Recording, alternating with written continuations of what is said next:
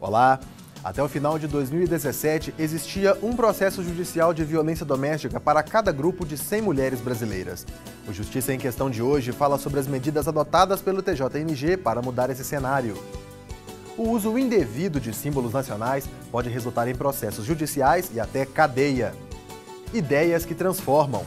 Magistrados e representantes da rede de ensino de Ribeirão das Neves unem esforços para construir um ambiente escolar mais saudável. Conheça a iniciativa que promove a remissão de pena por meio da leitura.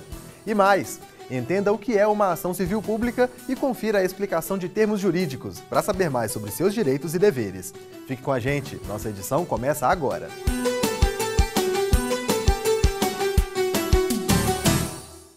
Tratar a violência doméstica com políticas públicas em todos os âmbitos pode contribuir para que mais mulheres reconheçam e denunciem as agressões sofridas. Além do julgamento dos casos, o Tribunal Mineiro adota práticas permanentes no combate à violência doméstica e familiar. Acompanhe na reportagem. Observar essas mulheres assim, coincidentemente vestidas de preto, nos remete à trágica realidade vivenciada por grande parte da população feminina no país. O luto em relação à morte de mulheres é uma situação recorrente nos lares brasileiros. Dados contabilizados em todas as secretarias de segurança pública revelam que 12 delas são assassinadas por dia, em média, no Brasil. É um fim que teve início com a violência doméstica, muitas vezes naturalizada em nossa cultura. Muitas vezes ele age de uma maneira violenta e, às vezes, pela cultura, pela educação que recebeu, pela sociedade em que vive, naturaliza aquela atitude.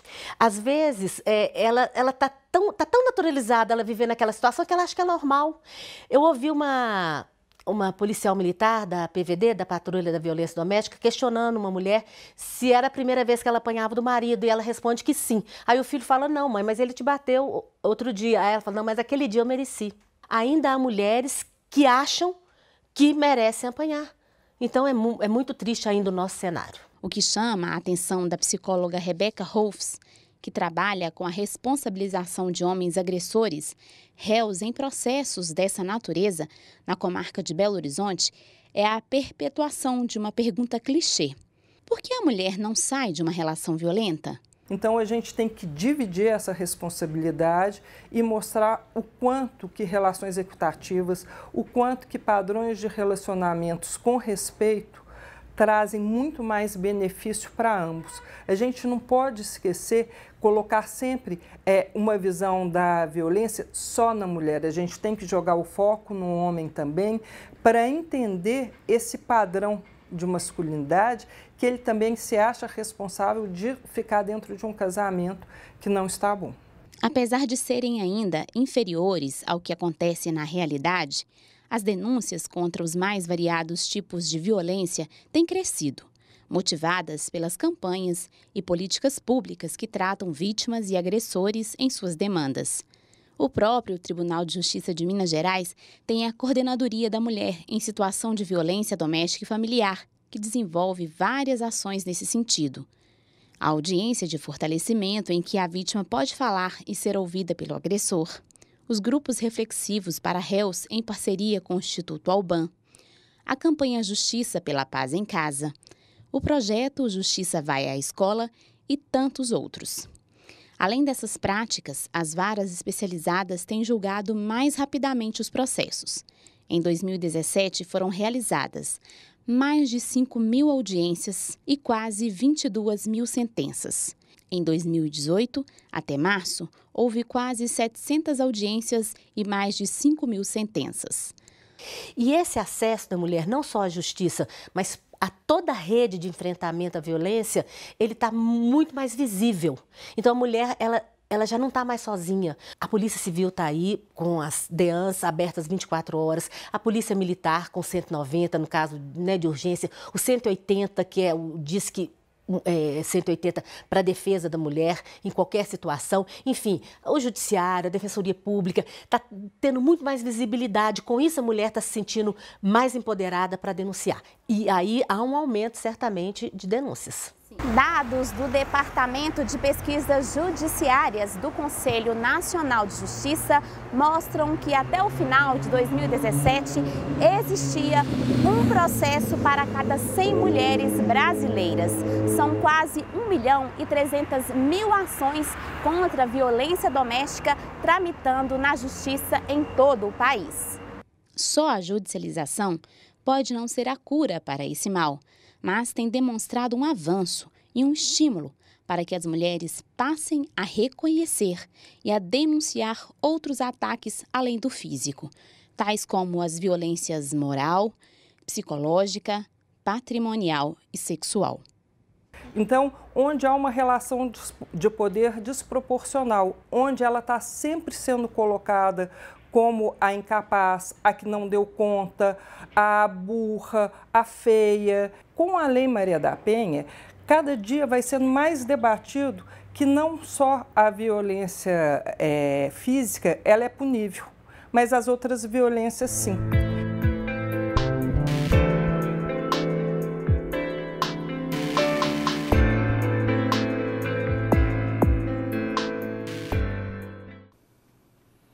Você acha a linguagem jurídica um pouco complicada? O quadro ABC do Judiciário ajuda a compreender melhor o universo do direito. Confira. Eu sei, mas eu não sei explicar, não. INI? Impotável de água, que eu pensei primeiro, mas eu acho que não é isso. Uma pessoa que não pode ser imputada alguma coisa. Culpa, falta. Não sei, não. Não. Inipotável? Não sei, nunca ouvi falar. Sei. É aquilo que não se pode transmitir a responsabilidade ou então as consequências a outra pessoa. Uma coisa que é para prevenir algo, né? Não? Que não vai poder fazer. É considerada inimputável a pessoa que, por doença mental ou desenvolvimento mental incompleto ou retardado, não pode responder judicialmente por seus atos. Quando um cidadão considerado inimputável comete um crime, ele fica sujeito a medidas de segurança ou às normas estabelecidas na legislação especial. Os critérios que classificam sujeitos como inimputáveis estão previstos no artigo 26 do Código Penal. No próximo bloco, a gente fala sobre uma iniciativa da Vara da Infância e da Juventude de Ribeirão das Neves que busca melhorar o ambiente nas escolas da rede pública da comarca. Voltamos já!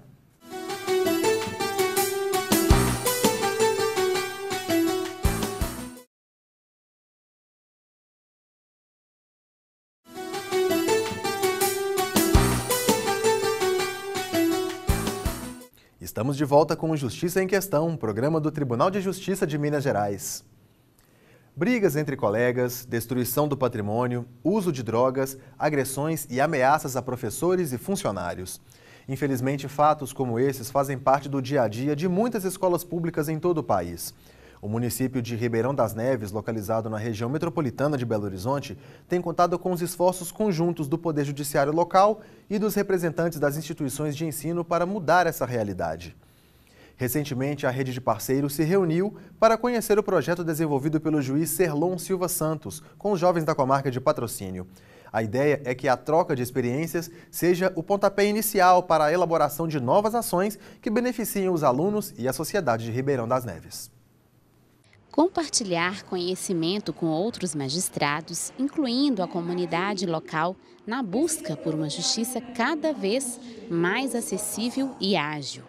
É o que tem feito a juíza titular da 2ª Vara Criminal da Infância e Juventude de Ribeirão das Neves, Lívia Borba.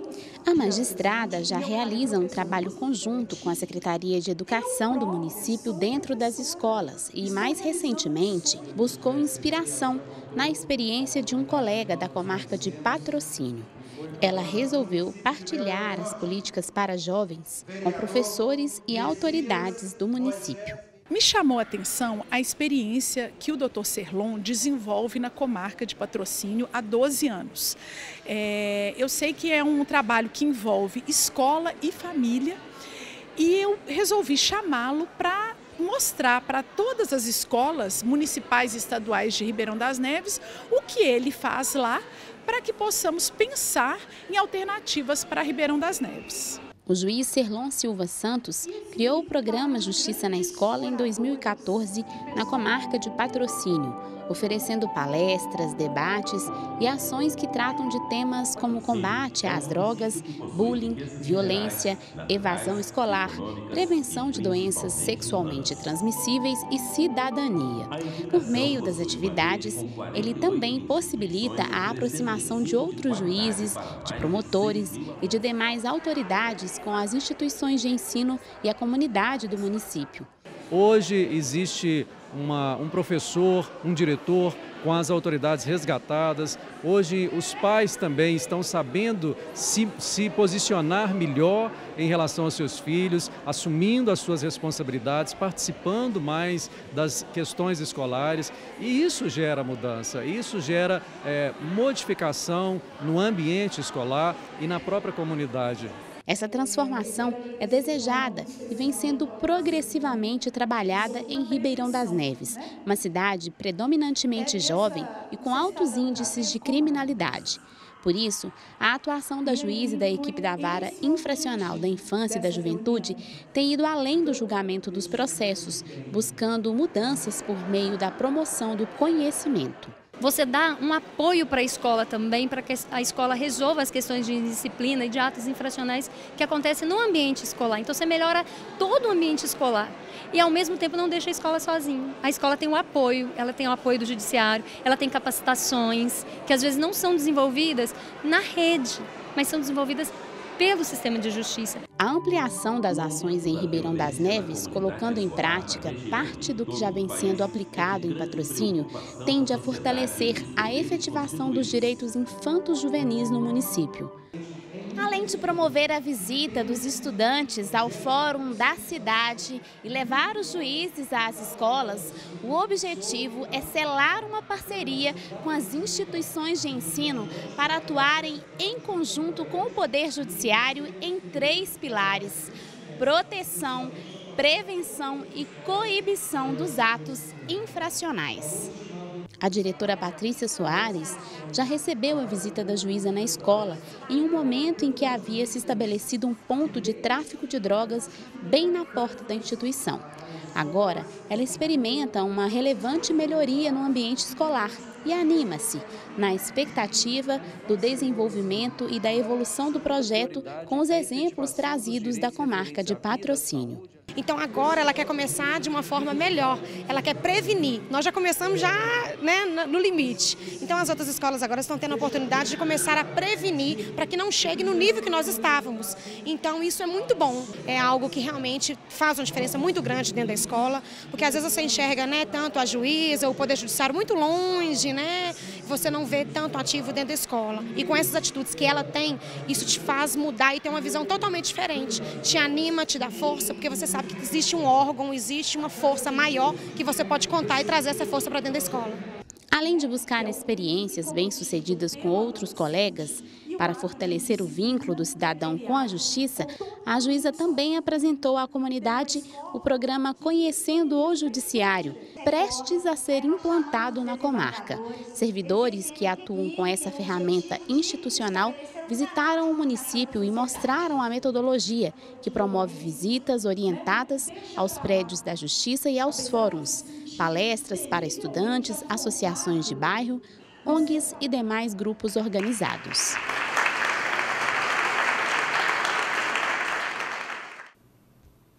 O Ministério Público Federal denunciou um detetive particular de Belo Horizonte pelo uso indevido do brasão da República, um símbolo nacional.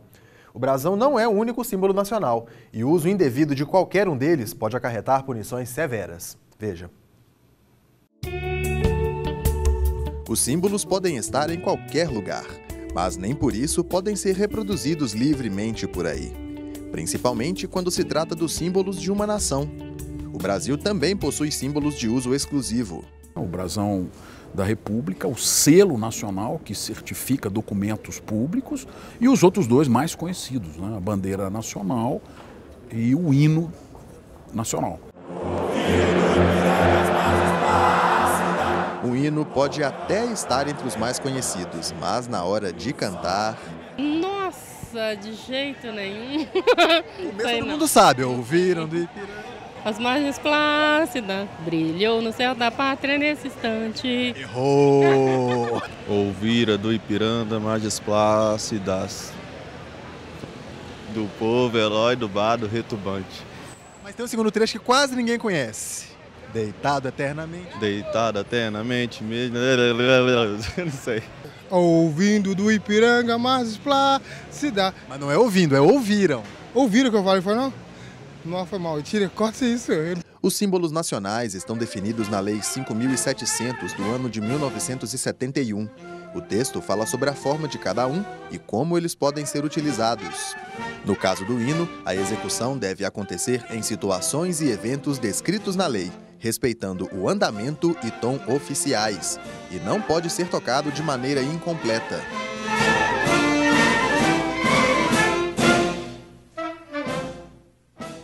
Onde você aprendeu a cantar o hino nacional? Na escola, no nível fundamental. As instituições públicas precisam apresentar a bandeira nacional em tamanho oficial. Outros símbolos também possuem uso restrito. Pessoas que se utilizaram deles indevidamente acabaram punidas. Posso dizer que nós devemos ter em Belo Horizonte, nos últimos 5 anos, 3 ou 4 casos envolvendo a utilização do brasão em documentos para cobrança de contribuição, como na hipótese do Conselho Regional inexistente dos pipoqueiros. Né? Pessoas que utilizaram desse ardil para cometer estelionato contra algumas das atividades que não encontram ainda regulamentação legal no ordenamento. Conselhos profissionais que não existem, né? Segundo o procurador, as ocorrências podem ser enquadradas em contravenção ou prática criminosa descrita no Código Penal. Se a utilização não tiver nenhuma consequência, né, se não tiver provocado prejuízo para ninguém, né, a contravenção simples com a pena pecuniária de multa dobrada em caso de reincidência. Com o prejuízo de terceiros, nós teríamos a classificação da conduta como crime previsto no artigo 296 do Código Penal, com a sanção, a pena de prisão, né, de 2 a 6 anos.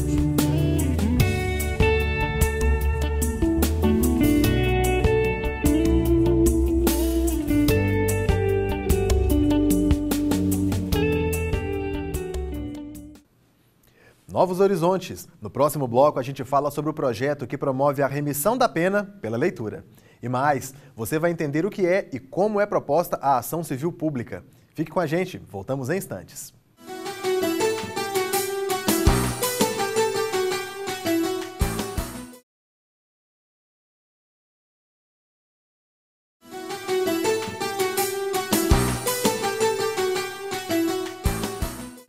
Você está assistindo ao Justiça em Questão. Uma ação civil pública é um processo que busca proteger os interesses da coletividade. Nesses casos, várias pessoas são representadas judicialmente em um único processo. São ações envolvendo problemas com corrupção de agentes públicos, universidades, grandes varejistas ou desastres ambientais, por exemplo. A repórter Silvana Monteiro conversou com o promotor de justiça Gregório Assagra sobre o tema. Acompanhe. A ação civil pública é um instrumento processual previsto na Lei 7.347 de 1985. Para falar sobre o assunto, eu converso com o promotor de justiça Gregório Assagra. Bem, promotor, o que é uma ação civil pública? A ação civil pública é uma garantia constitucional fundamental. Apesar de estar em uma lei federal, ela também está na Constituição. Ela é utilizada para a defesa de direitos fundamentais da sociedade, direitos difusos, direitos coletivos e direitos individuais homogêneos. E hoje, não há dúvida que se trata de um instrumento extremamente importante para a democracia brasileira e para a consolidação do Estado democrático de direito. Sim, quem pode propor uma ação civil pública? O rol dos legitimados é amplo. Está lá no artigo 5º da Lei da Ação Civil Pública. E vamos lá citar alguns legitimados. O Ministério Público, o Estado, a União, o Distrito Federal, municípios e a Defensoria Pública. Certo. E em quais casos, né, se pode então aplicar aí a ação civil pública? O rol dos direitos coletivos defendidos pela ação civil pública é meramente exemplificativo. Ela pode ser utilizada para a defesa do meio ambiente, da saúde pública, dos idosos e deficientes, das crianças e adolescentes, da segurança pública, do consumidor e, inclusive, a modalidade da ação civil pública, que é a ação civil pública de improbidade administrativa, que é extremamente importante para garantir o direito fundamental da sociedade a um governo probo. Muito obrigada. Pessoas que cumprem pena podem abreviar o tempo imposto em sua sentença por meio de trabalho ou estudo. Esse direito é garantido pela Lei de Execuções Penais e é conhecido como remissão de pena. Recentemente, uma recomendação do Conselho Nacional de Justiça ampliou a possibilidade de remissão. Agora, a leitura também pode encurtar o tempo de permanência atrás das grades. Em Minas Gerais, o atendimento ao texto do CNJ acontece no projeto Rodas de Leitura, que você vai conhecer agora. Com o objetivo de ampliar o acesso de detentos à leitura e atender à Resolução número 44 do Conselho Nacional de Justiça, foi firmada uma parceria entre o TJMG e o Servas para promover o projeto Rodas de Leitura. Esse projeto ele começou no fim do ano de 2016. Pensou-se na possibilidade de melhorar a disciplina, melhorar a qualidade de vida dos detentos dentro das unidades prisionais, no caso de Minas Gerais.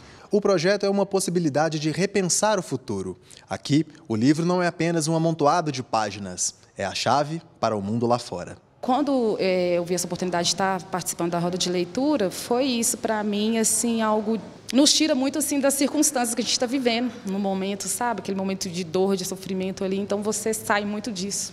Esquece praticamente que está aqui. Então, participar da roda de leitura, praticamente, você não vê que está aqui dentro. Você entra dentro do livro, mergulha, né, sem medo de afogar. O que eu posso ver de tudo até que eu já acompanhei aqui é o caráter libertador que a leitura traz.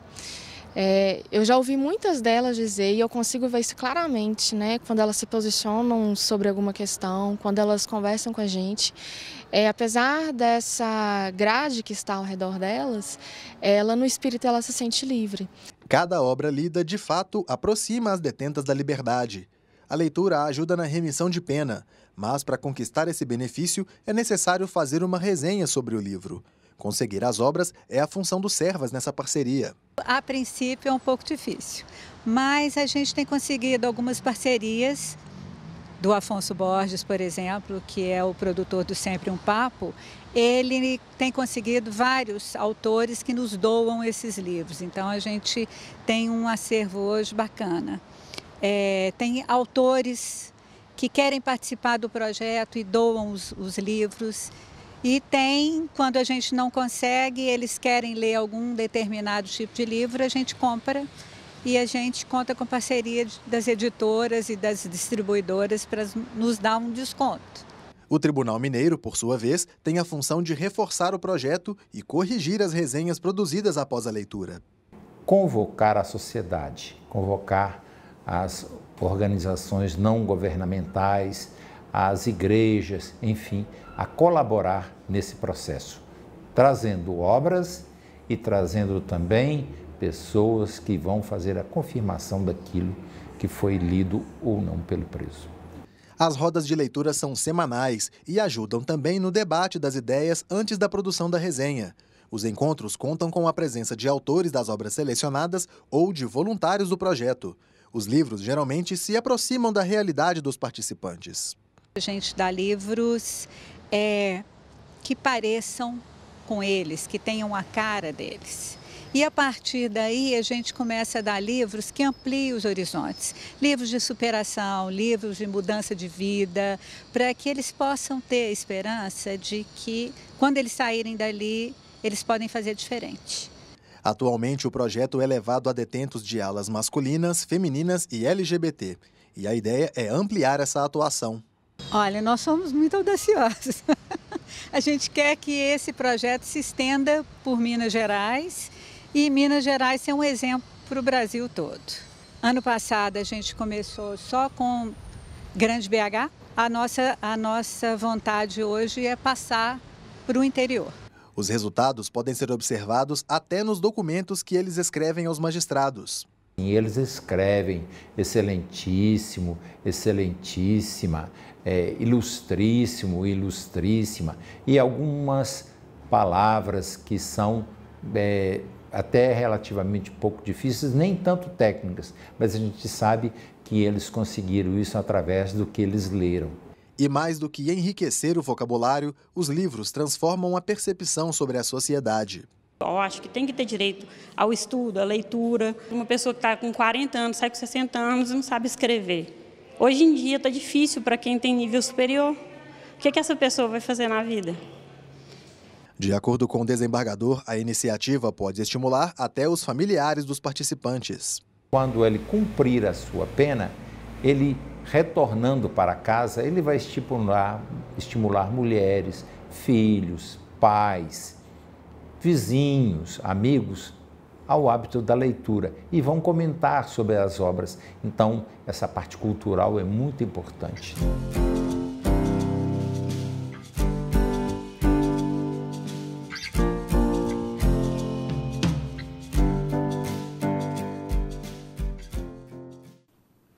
O Justiça em Questão também está na internet. O conteúdo desta e de outras edições pode ser acessado no portal do Tribunal de Justiça.